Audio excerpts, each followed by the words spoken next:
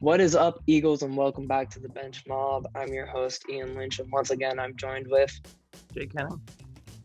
Eagles. I hope you are enjoying your summer break, and you know what that means. That means that it's playoff season. So today, Jake and I are going to discuss our most exciting series that we've watched so far, our most disappointing, and then we're going to quick fire who we think is going to win the series and why going into the second round. So to start off, we're going to start with the disappointing because me and Jake kind of talked a little bit about this off the screen, but we both mutually agreed that our most disappointing series was the Milwaukee Bucks versus the Heat. As some of you may know, the Heat were swept in 4 games after last season's final appearance, so no one really saw this coming. So Jake, just walk me through what you saw in that series.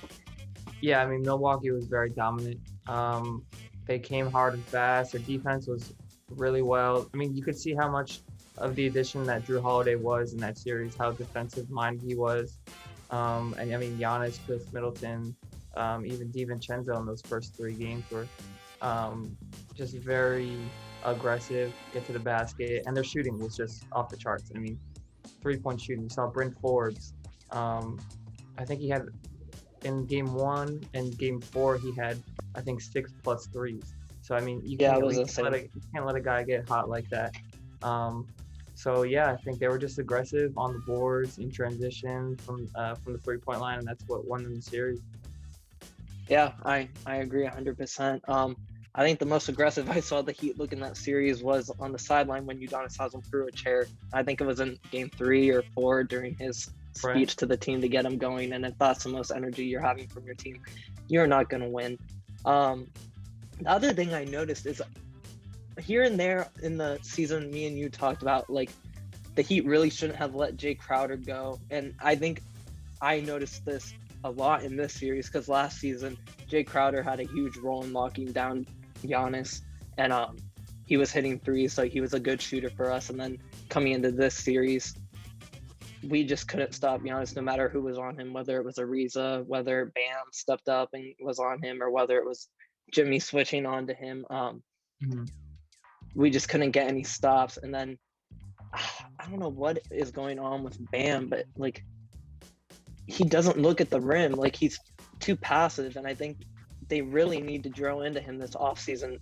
You're one of the superstars of this team, of this franchise. You need to step up and start playing like it. Like, don't be afraid to shoot the ball.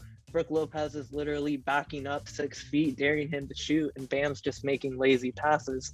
And it's like he's giving it to you. This whole season, you've showed everyone you've developed a mid-range threat. Use it. And then the other thing is just the team as a whole just didn't step up when Butler wasn't doing well or when Bam wasn't doing well. There was no cohesiveness as a team, which is what I thought the Bucks had a really good job at showing in the series, especially like you mentioned with their role players nailing threes. The Heat couldn't buy a bucket in most of the series. It was horrible to watch. Mm-hmm. All right, going on to most exciting. I think that's enough depressing news for our basketball fans. So going into most exciting, why don't you let the viewers know what series you picked? Yeah, so I picked Dallas Mavericks versus the Los Angeles Clippers. I think this series has been so exciting. I mean, Dallas went up 2-0 in the first 2 games against the Clippers.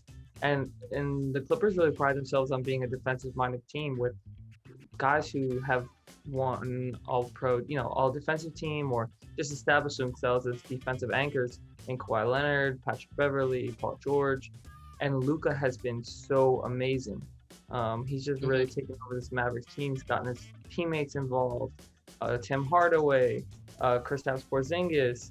And it's just been an exciting series to see them go back and forth. And I think it's 2-2 now. Sorry, dog.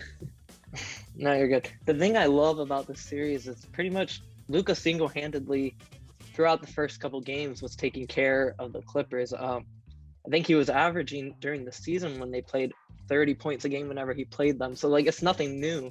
It's just a lot more people are starting to notice now that's the playoffs. but that's going to be interesting to watch, especially with that new neck injury they're talking about him having. I know he was questionable before last night's game. He still played, but he struggled a bit. The other thing I love about the series too is the Clippers with Rondo aren't, or the Mavericks, I'm sorry, in regards with Rondo being now in the Clippers, is they're not running a whole lot of plays. So this is just them playing like street basketball. This is just them letting loose, having fun, which I think is exciting to watch when you sit down and think about that because of Rondo's previous exposure of being on the Mavs. Right.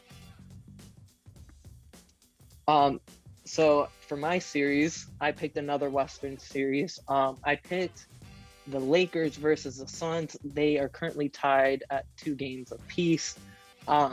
The big reason why I think this series has been very exciting to watch is obviously anytime there's a series with LeBron and AD and, you know, that whole big team they have over in LA, it's exciting to watch. But what I've really loved about this series is the grittiness between the two teams and you know, what you expect from playoff basketball from teams.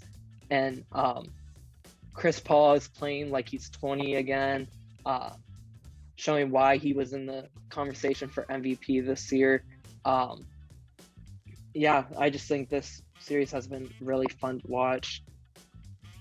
Yeah, I mean, I think the biggest staple in this this playoff series is the availability of Anthony Davis. Is he going to be ready for Game 5? And you know, that's a huge part of their offense and defense as well.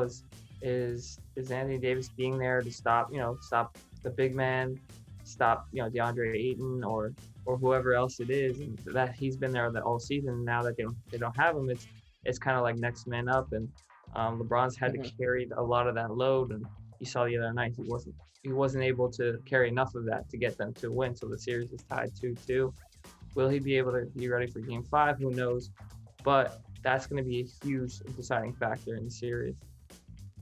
Yeah, like you mentioned, the playoffs is definitely when you want to have everyone 100%, and the Lakers just haven't been able to have everyone 100% healthy this whole season, pretty much. I mean, that just goes to show the wear and tear that they and the Heat took in only having 70 days off compared to everyone who had over like 100 and something days for an off season, and now they're back to. They had to play into the tournament, barely beating the Warriors. So it's been tough. Like, it hasn't been easy like everyone was expecting for the Lakers. It's been a grind. But yeah, the series, like you mentioned, a big factor is going to be Davis and whether he's going to be healthy enough to play in Game 5. So we'll just have to wait and see. So now we are going to give our predictions for each series and why we think we're going to win. So starting off with the East, we have the 76ers versus the Wizards. The 76ers currently lead 3-0. What do you think, Jake? Yeah, I mean, this is a sweep coming. I mean, look, the Wizards, they got in by the magic of the play-in tournament. But Philadelphia was the first seed in the East for a reason. They're a really good team. Joel Embiid, Ben Simmons, Tobias Harris. It's a sweep. Yeah, it's going to be a sweep. I agree with you as well, and for the same reasons. Next up, we have the Knicks against the Hawks. Atlanta leads 3-1. What do you think about going into Game 5?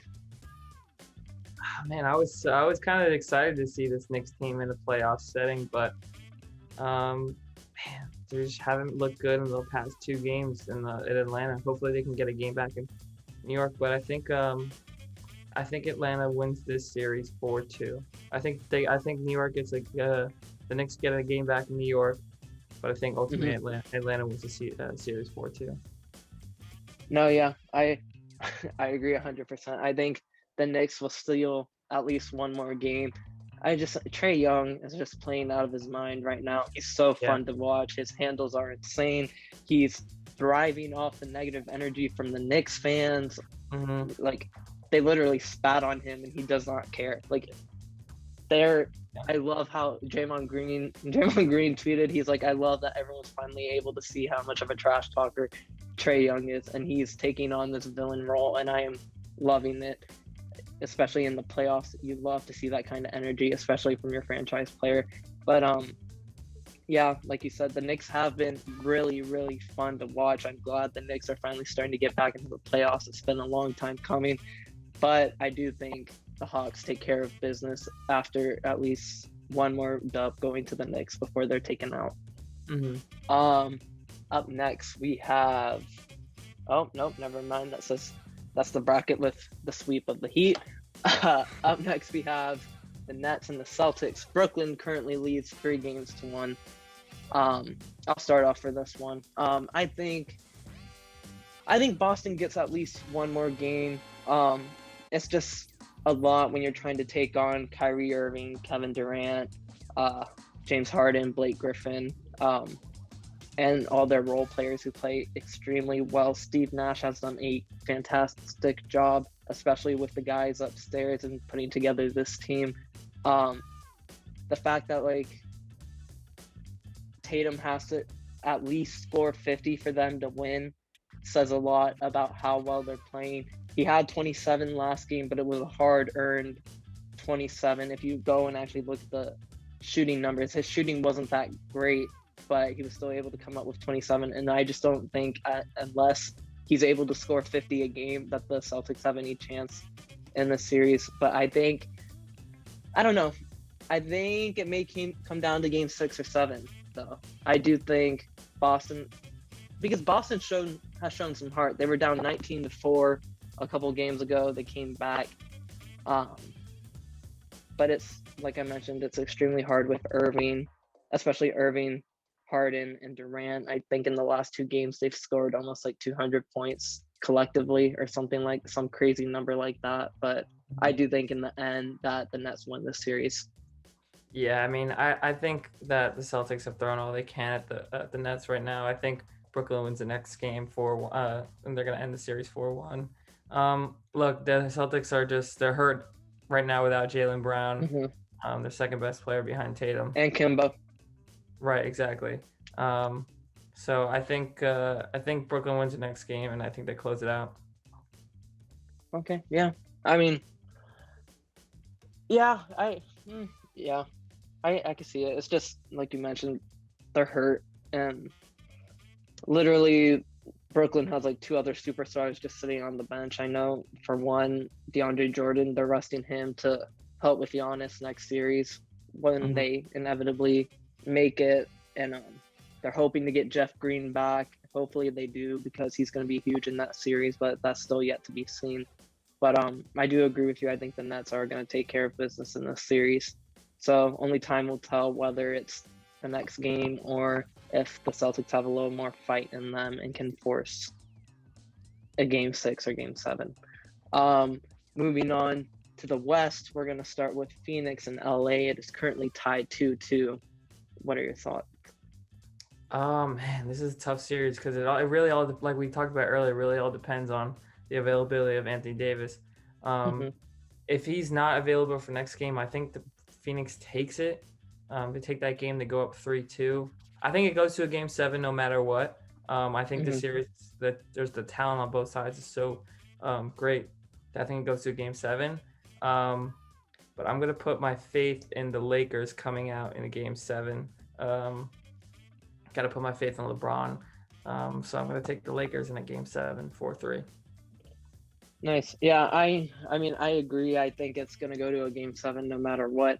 I don't know. I think I'm going to go with the underdog Phoenix Suns here. I mean, it's just been such a long time since there's LeBron's left in the first round. So I think it'd be really interesting to see, and it would make for a really interesting offseason to see who he brings in, what pieces get moved around. Because, like, he's basically the second GM over there. He's in everybody's ears, always making moves. So, I mean, I think it'd be really interesting to see them lose just to see what happens going into next season. But I just think Chris Paul is playing so well right now, and I would love to see him make it further than just the first round, because he still hasn't won a championship yet. I think that's the only thing in his resume that he's really missing.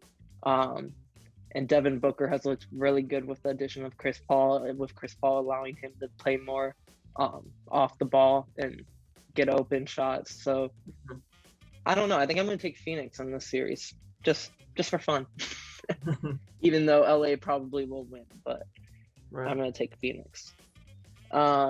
Next up, we have Denver and Portland is currently tied 2-2.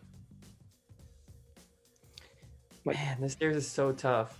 Because right when you think Denver's pulling ahead and they blow out Portland, Portland comes right back and then blows them out. But I don't know. I think I'm gonna go with the underdog in this series. I'm gonna go with Portland. Gonna go with Dame Dalla. Um, they played really well the last game against Denver. They blew them out. I think this one goes 7 as well, just because I think both teams are so talented. And obviously with the loss of Jamal Murray to the Nuggets, that doesn't help much. But I think I'm gonna go with the Trailblazers. Yeah, I agree with you 100% in this one. Actually, it will be Game 7. I think it will be the Trailblazers as well. I mean, like you said, Damian Lillard's been playing out of his mind, and Jamal Murray is out for the Nuggets, so they need other people to step up. And like you said, the talent is there on both sides. So I do honestly think the series comes down to the final game, whoever gives more heart in the end. Mm-hmm. Next up, lastly, we have the Utah Jazz versus the Grizzlies. Utah currently leads 2-1. I don't know. I think Utah will win the series, and I think it's gonna go to Game 6. Right? They'll be playing Game 4 soon. I think it's gonna be the Jazz. They've just been playing out of their mind. They got back Donovan Mitchell just in time for the playoffs. There was a little bit concerned that he wouldn't be able to come back, but he came back, and right away you felt his impact. The Grizzlies have been playing really well, led by Ja Morant. I just don't think they're a really young team, and there's a lot of experience on the Jazz side, and the Jazz have almost the best 3-point shooters collectively in the league. So I think you put all that up against just Ja Morant pretty much, and the Jazz are going to take care of business. Yeah, no, I agree. I think the Jazz, they don't lose a game for the rest of the series. I think the resting of Donovan Mitchell in that first game was just wildly out of proportion. They could have swept the Grizzlies if they had Donovan Mitchell first game. So I don't think the Grizzlies won another game, even if it is in Memphis. I think the Jazz are just too good. So I think they win the next 2 games. I think it is to beat them out 4-1. Yeah, for sure. Yeah, I agree. Well, that wraps up this episode. Thank you guys for tuning in. We'll catch you guys next time.